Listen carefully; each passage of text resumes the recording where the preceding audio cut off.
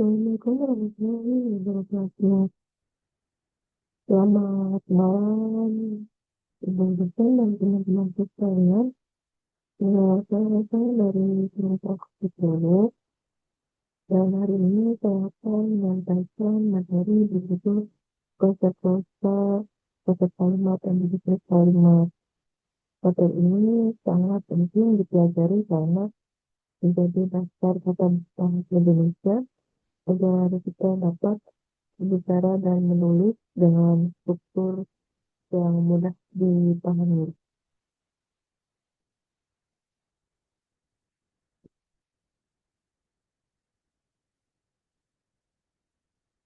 Kita mulai dengan pengertian dosa. Dosa adalah gabungan dua kata atau lebih terdiri dari subjek dan predikat, dan umumnya dapat dilengkapi dengan objek, serangan, atau pelengkap. Perbedaan paling mendasar dengan kalimat adalah dosa belum memiliki tanda baca di akhirnya. Contoh, dosa ibu menggoreng ikan. Dalam contoh kalimat, ibu menggoreng ikan. Ada titik akhirannya. Pengertian dosa menurut para ahli yang pertama itu menurut Kusnadi, dosa adalah unsur di dalam kalimat dan kebanyakan kalimat disusun dari dua kosa atau lebih. Menurut Haji Alwi, dosa adalah satuan substantif yang hanya lebih dari itu mengandung unsur predikat. Menurut saya, kosa adalah satuan eh,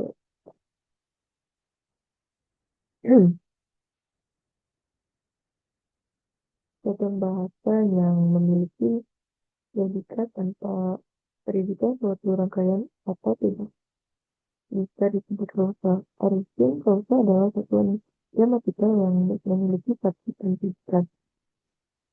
Contoh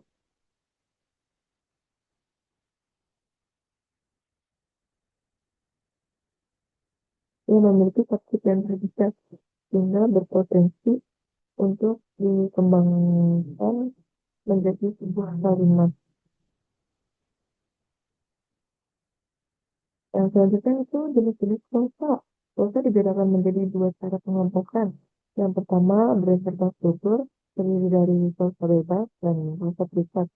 Yang kedua itu berdasarkan kategori dan jenis. Kata yang menjadi predikatnya terdiri dari pulsa verbal, nominal, adjektifal, adverbial, dan preposisional. Pertama, pulsa bebas. Pulsa berdasarkan struktur itu yang disebut pulsa bebas. Pulsa bebas adalah pulsa yang memiliki unsur lengkap minimal sesudah ada subjek dan predikat sehingga memiliki potensi untuk langsung menjadi kalimat. Contoh, nenekku masih cantik, itu gagah, berani.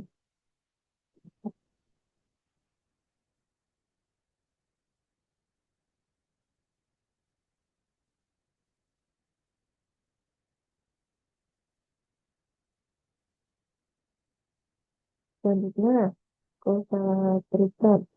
Pulsa terikat itu memiliki tidak lengkap. Unsurnya yang ada mungkin hanya objek atau mungkin hanya keterangan, tidak memiliki potensi memiliki kalimat mayor. Contoh, umpamanya, konstruksi tadi pagi bisa menjadi jawaban untuk kalimat tanya. Apa nenek membaca komik? Atau eh, atau apa yang dilakukan nenek di kamar?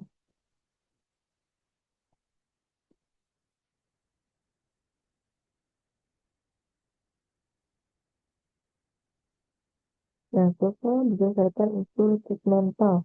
Yang pertama, sosial verbal. Pulsa yang predikatnya berkategori verbal. Misalnya, pulsa ini mandi, aku menari, tapi itu berlari. Di sini bisa kita lihat ini sedang mandi kategori verbal juga. Mandi. Yang menurut saya ya, yang kedua itu pulsa nominal, pulsa yang predikatnya berupa nominal atau kata nominal.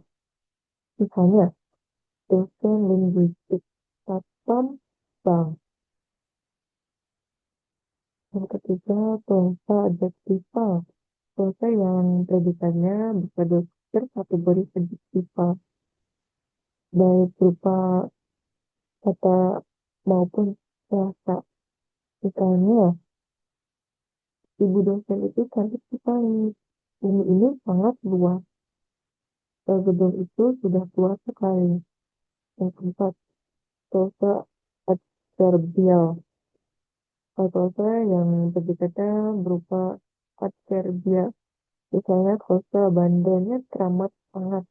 Dalam bahasa Indonesia, pulsa adverbial ini tanpa sangat terbaca sejalan dengan jumlah kata terbaca adverbial yang memang cukup banyak. Yang terakhir itu pulsa preposisi, pulsa yang predikatnya berupa kata yang berkategori preposisi. Umpamanya, Rene di kamar mandi, dia dari Medan dan pakai ke pasar baru. Maksud kalimat, pengertian kalimat itu satuan bahasa yang memiliki makna lengkap dan memang terdiri dari subjek dan predikat. Nah, di sini menurut KBBI, kesatuan kalimat yaitu satuan jalan yang mengumpulkan suatu konsep pikiran dan perkataan atau satuan bahasa yang secara relatif berdiri sendiri, mempunyai pola intonasi final, dan secara aktual atau konseptual terdiri atas sofa. Menurut para ahli, kalimat itu yang menurut saya yang pertama itu menurutku ini satu itu telepon dan chat. Jadi bahasa tuan bahasa yang secara relevan dapat sendiri mempunyai koordinasi akhir dan dia selesai.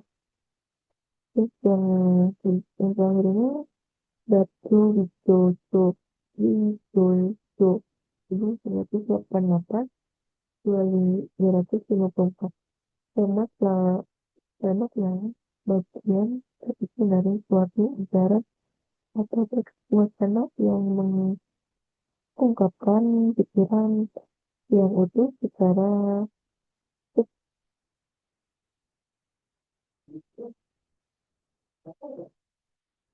kebahasaan. Untuk kalimat aneh makan. Di sini kita bisa lihat aneh adalah apa? Makan itu predikat dan bukan kalimat itu bisa tidak lengkap ya karena tidak tahu bisa karena itu sudah ngapain, bisa saja sedang membeli eh, rambut atau enggak membeli daging. Itu unsur kalimat atau bisa disebut SPOK, SPOK, subjek, predikat, objek, keterangan. Subjek adalah bagian kalimat yang menentukan pelaku. Maksud sesuatu hal atau suatu masalah yang menjadi pangkal atau pokok pembicaraan. Subjek biasanya diisi oleh ini kata atau bahasa benda benda. nominal, prosa atau frase verbal. Contoh, Rahmat sedang menghitung. Di sini tokoh yaitu Rahmat yang sedang menghitung dan contoh lagi kacamata besar. Nah, terus tokoh itu kacamata itu benar. Yang ketiga, yang berbaju batik itu ibuku yang berbaju batik, yaitu saku atau bendanya. Dan itu kalimat bagian kalimat yang memberitahu itu tindakan apa atau dalam keadaan bagaimana si pelaku di dalam kalimat. Contohnya nih ada Tuti mengeong dan Rita sedang memasak. Putrinya cantik jelita. Universitas Indraprasta juga itu dalam keadaan aman. Objek. Objek adalah bagian kalimat yang melengkapi predikat. Objek pada umumnya diisi oleh nominal, kata, fenomena atau kata. Contohnya, Rita memasak, Rita bernyanyi, Rita bersih. Keterangan keterangan itu adalah bagian kalimat yang menerapkan beberapa hal yang menerangkan subjek, S, T, O, dan jangka. Contoh, dia memotong daging dengan pisau, dengan pisau. Dosen akuntansi menjelaskan aturan neraca di depan kelas. Karena jarang masuk, mahasiswa itu tidak lulus.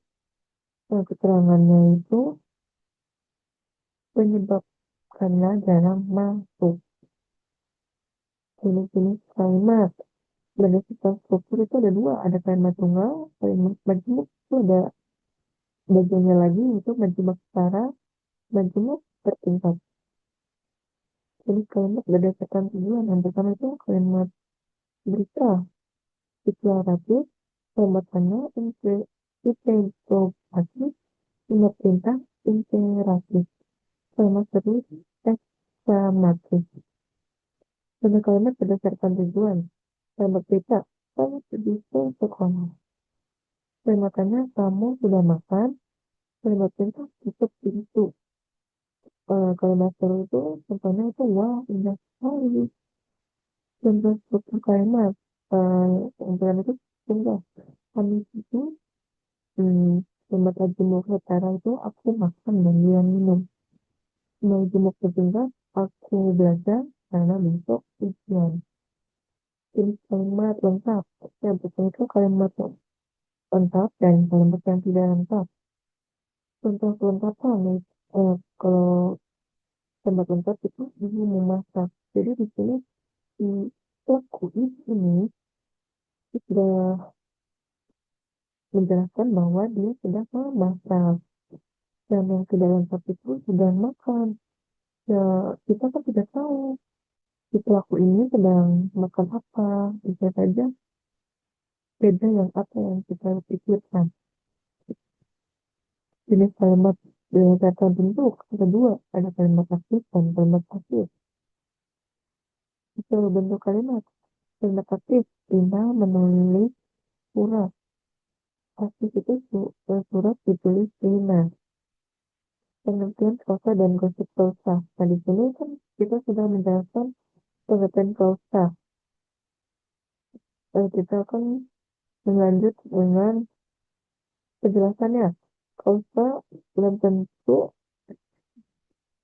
klausa belum tentu menjadi kalimat karena belum memiliki tanda baca atau intonasi akhir yang jelas. Sudah kita jelaskan bahwa klausa itu belum memiliki tanda baca. Dan lanjut ke ini, kita kan sudah membahas. Nah, lanjut ke kalimat. Kalimat adalah satuan bahasa yang terkecil yang dapat mengungkapkan pikiran secara utuh. Ciri-ciri kalimat memiliki subjek dan predikat, mengandung makna lengkap, diawali huruf kapital. Ya, jadi tanda baca. Contohnya, ini ada contohnya nih. Ini, ini yang kita lihat contohnya nih. Siswa belajar di kelas dan ibu pergi ke pasar. Perbedaan klausa dan kalimat apa sih? Klausa kalimat belum memiliki intonasi akhir, memiliki intonasi akhir bagian dari kalimat satuan bahasa utuh. Tidak. Lalu menggunakan tanda baca, contohnya Adit bermain, contoh Adit bermain di halaman. Unsur-unsur kalimat ini kita lihat ada 5: subjek, berita, objek, pelengkap, dan keterangan. Contohnya, Ani membaca buku di perpustakaan. Ani sebagai subjek, memesan sebagai predikat, buku sebagai objek, perpustakaan sebagai keterangan. Jadi jenis kalimat berdasarkan tujuan. Nah, tadi kita sudah melihat sedikit bahwa ada kalimat berita deklaratif, kalimat yang memberikan informasi. Contohnya hari ini cuaca cerah. Yang kedua itu kalimat tanya interrogatif, kalimat untuk menanyakan sesuatu. Contohnya itu siapa yang datang tadi, mau kemana dirimu. Terus kalimat perintah, imperatif, kalimat yang berisi perintah. Contohnya tutup pintu. Kalimat seru, eksklamatif, kalimat yang menyatakan perasaan. Contohnya, wah indah sekali pemandangan ini. Ini kalimat berdasarkan struktur. Yang pertama itu kalimat tunggal. Kalimat yang memiliki satu pola subjek dan predikat. Contoh, ibu tidur, eh, adik tidur. Kalimat penjemuk itu kalimat yang memiliki lebih dari satu klausa. Contohnya, ayah membaca koran, dan ibu memasak. Jenis kalimat berdasarkan bentuk. Ini kita udah tahu nih ada berdasarkan kalimat aktif dan kalimat pasif. Kalimat aktif itu kayak seperti melakukan tindakan. Misalnya siswa membersihkan tas. Kalimat pasif itu seperti melakukan tindakan. Contohnya kelas dibersihkan siswa. Contoh penerapan di sekolah dasar dalam pembelajaran sekolah dasar, guru dapat mengajarkan menentukan subjek dan predikat, membuat kalimat sederhana menggunakan kalimat aktif menjadi pasif, bermain minus kata menjadi kalimat. Contoh contoh aktivitasnya itu menyusun kartu kata, membaca membaca gambar, lalu membuat kalimat, diskusi kelompok, membuat paragraf, dan paragraf sederhana. Pentingnya kalimat di sekolah dasar yaitu membantu siswa berkomunikasi dengan melatih kemampuan membaca dan menulis, meningkatkan kemampuan berpikir, menjadi dasar keterampilan berbahasa. Kesimpulannya itu bahasa merupakan gabungan antara kata yang memiliki subjek dan predikat, dan kalimat adalah satuan bahasa yang memiliki makna lengkap. Kalimat memiliki beberapa jenis berdasarkan tujuan, struktur, dan bentuknya. Dan yang terakhir, pembelajaran kalimat sangat penting dalam mengembangkan kemampuan bahasa bagi siswa sekolah dasar. Sekian presentasi dari saya. Mohon maaf apabila ada salah kata dan pengucapan. Terima kasih. Wassalamualaikum warahmatullahi wabarakatuh. Dan di sini ada sebuah kata-kata bahasa yang baik mencerminkan pikiran yang baik.